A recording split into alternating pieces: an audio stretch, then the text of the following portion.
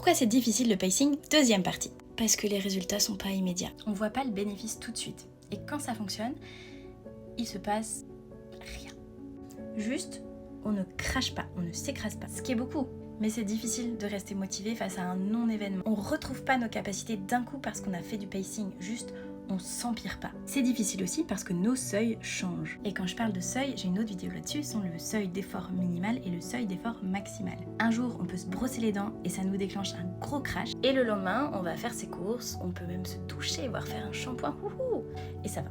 Le pacing, c'est aussi difficile parce qu'on veut être comme avant. En quelque sorte, c'est faire le deuil du spontané, du je fais ce que je veux, quand je veux. Et enfin, le pacing, c'est difficile parce qu'il y a la vraie vie. On peut pas éviter les imprévus, les urgences, les enfants. Mais ce n'est pas un échec si vous sortez du pacing. Et puis parfois aussi, le prix de faire quelque chose qui compte, même si on va le payer après, ça vaut vraiment la peine.